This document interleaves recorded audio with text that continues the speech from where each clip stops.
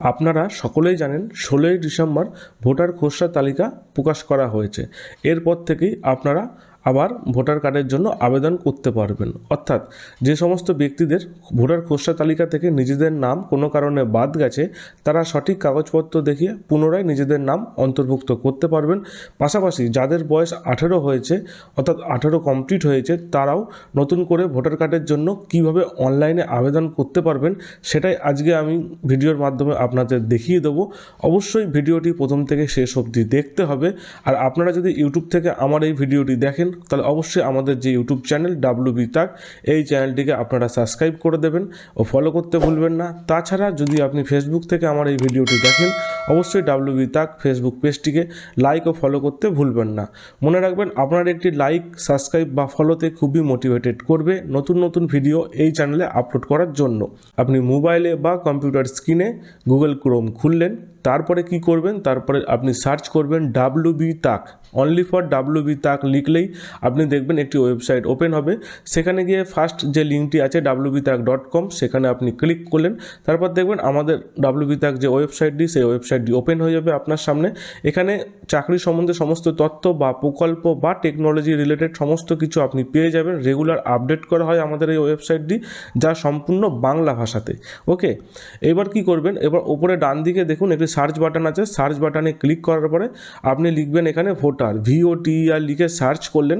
দেন দেখবেন new voter apply বলে একটি পোস্ট এসছে। সেই পোস্টের ভেতর আপনি ক্লিক করলেই সরাসরি আবেদন করার লিঙ্ক পেয়ে যাবেন। এখানে আপনারা দেখতে পাচ্ছেন পুরো বাংলা ভাষায় সমস্ত কিছু তথ্য কিন্তু পরপর দেওয়া আছে। আপনি একটু স্ক্রল ডাউন করে নিচে চলে যাবেন। এবার দেখুন এখানে নতুন ভোটার কার্ড আবেদন করার যে লিঙ্ক, সেই লিঙ্কটা রয়েছে। এই লিঙ্কে ক্লিক করার সাথে সাথে ECI নেটের যে গভর্নমেন্টের যে পোর্টাল আছে নতুন ভোটার কার্ড আবেদন করার জন্য, এই পোর্টালে আপনি সরাসরি চলে আসলেন। এবার এখানে এসে আপনাদের কি করতে হবে, সবার প্রথমে আপনাদের রেজিস্ট্রেশন করতে হবে।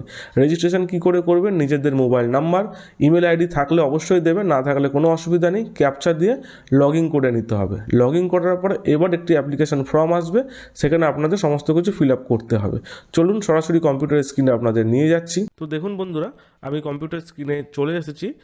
ভোটার সার্ভিস পোর্টাল তার ওয়েবসাইটে কিন্তু আমি ওপেন করে ফেলেছি। আপনারা মোবাইল থেকে যখন ওপেন করবেন এই লিঙ্কটি, তখনই এই ওয়েবসাইটটি আপনাদের কাছে ওপেন হয়ে যাবে, বা আপনি যদি কম্পিউটার থেকে ওপেন করেন তাহলে এই সাইটটি ওপেন হয়ে যাবে। ওকে, এখানে এসে সবার প্রথমে কী করতে হবে, আপনাদের সাইন আপ করতে হবে।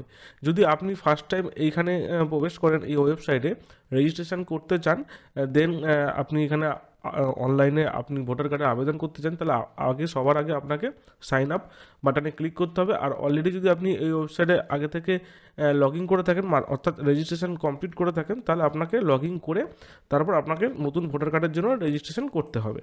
ঠিক আছে, তাহলে আমি সবার প্রথম সাইন আপ বাটনে ক্লিক করব। তারপরে এখানে আপনি আপনার মোবাইল নাম্বার, ইমেল অ্যাড্রেস থাকলে অবশ্যই ইমেল অ্যাড্রেস দেবেন, তার সঙ্গে ক্যাপচা দিয়ে আপনাকে কী করতে হবে, রেজিস্ট্রেশন করতে হবে। ঠিক আছে, তারপর লগ ইন করে আপনাকে যে নতুন করে যে ভোটার কার্ডের আবেদন সেটা আপনি করতে পারবেন, বা অ্যাপ্লিকেশনটি আপনি কমপ্লিট করতে পারবেন। ওকে, দেখুন বন্ধুরা, রেজিস্ট্রেশন কমপ্লিট হয়ে গেছে। কিছুই না, মোবাইল নাম্বার দিলেন, ক্যাপচা দেওয়ার পরে আপনি লগ ইন করলেই সঙ্গে সঙ্গে আপনার মোবাইলে একটি OTP আসবে। সেই OTPটি আপনি দেওয়ার সঙ্গে সঙ্গে আপনার রেজিস্ট্রেশন কমপ্লিট হয়ে যাবে।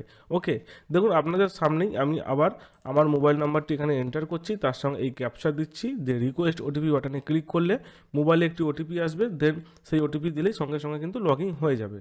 এবার দেখুন এখানে রিকোয়েস্ট OTP বাটনে যখনই ক্লিক করব, সঙ্গে সঙ্গে এখানে কিন্তু আমার মোবাইলে OTP চলে আসবে আমার মোবাইল নাম্বারে। ওকে, যদি OTP না আসে, কখনো অনেক সময় দেখা যায় যে সার্ভার প্রবলেমের জন্য OTP আসছে না, তখন এখানে রিসেন্ট OTP যে টাইমটা আছে, টাইমটা এন্ড হওয়ার পর আবার রিসেন্ট বাটনে ক্লিক করলে কিন্তু অটোমেটিক আবার নতুন করে OTP আপনার মোবাইলে জেনারেট হবে।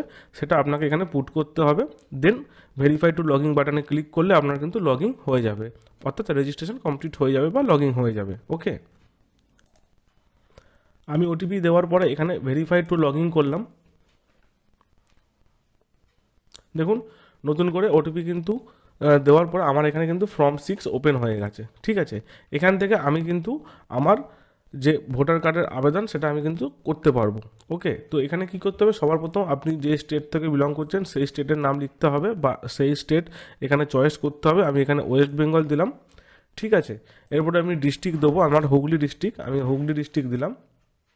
তারপরে দেখুন সিলেক্ট AC, এখানে এসে আপনি আপনার যে কোন ব্লক থেকে আপনি আবেদন করছেন সেই ব্লকের নাম দিতে হবে। তারপরে দেখুন এখানে নিউ ইলেক্টর, আমি এখানে নেক্সট করব। নেক্সট করার পর বন্ধুরা এখানে আপনারা কি করবেন, এখানে আপনার নাম দিতে হবে।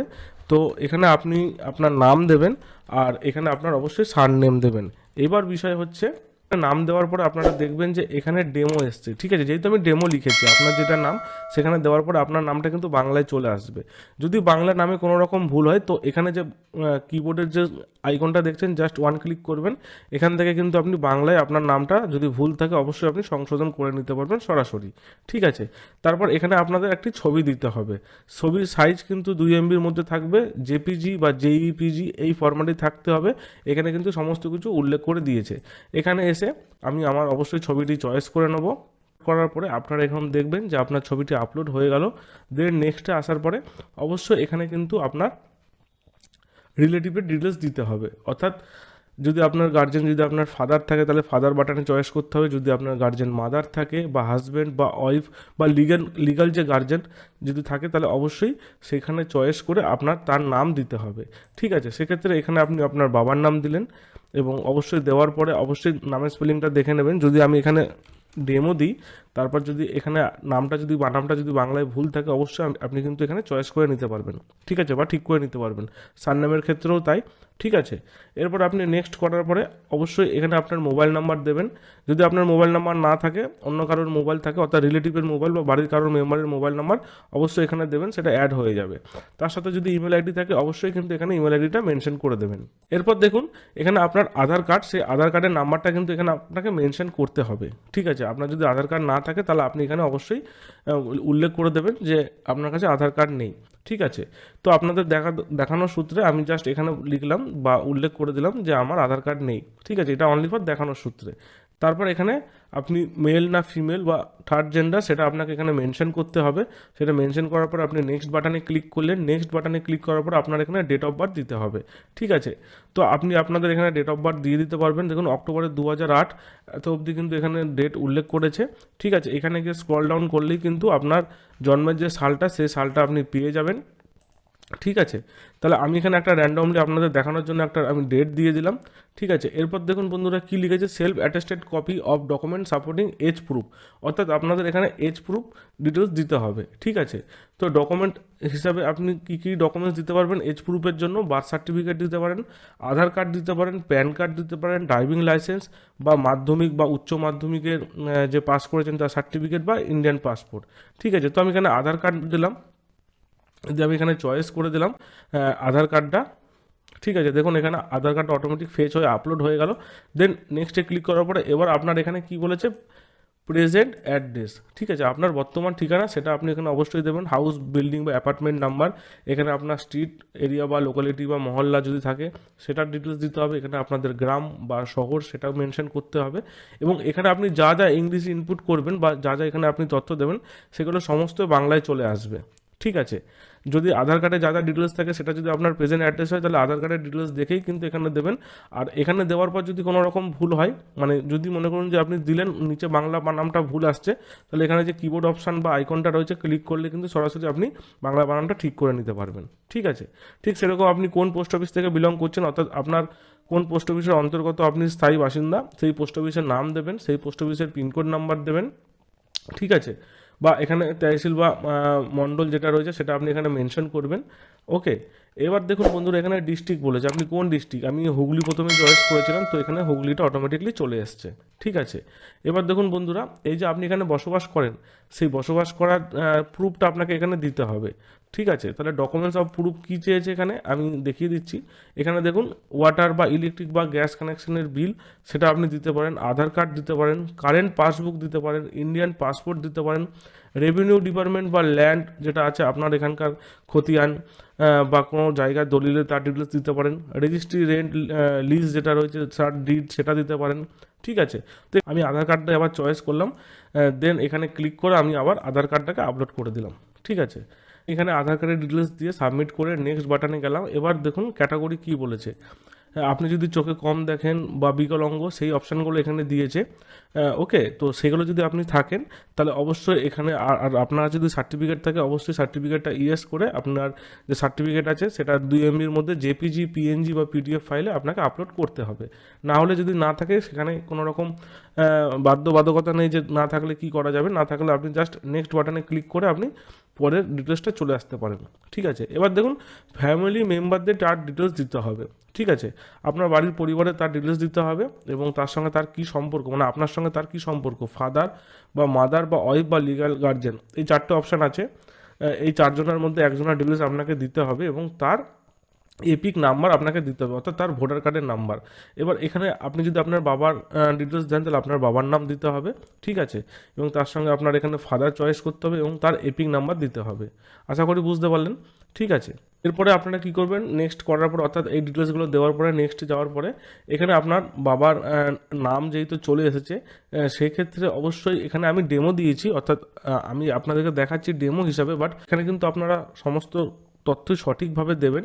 ভুলভ্রান্তি কোনো তথ্য দিলে কিন্তু আপনার অ্যাপ্লিকেশানটি রিজেক্ট হয়ে যাবে। ঠিক আছে, এবার দেখুন বন্ধুরা, এখানে অবশ্যই যেহেতু আপনি এখানে আপনার name of the family member তার ডিটেলস সমস্ত কিছু দিলেন, এখানে আপনার এখানে তার ডিটেলস দিতে হবে। আপনার যদি এখানে বাবার যদি ডিটেলস দেন তাহলে অবশ্যই বাবার এপিক নাম্বার অপশনাল বলে দিয়েছে, যদি পারেন তো দেবেন।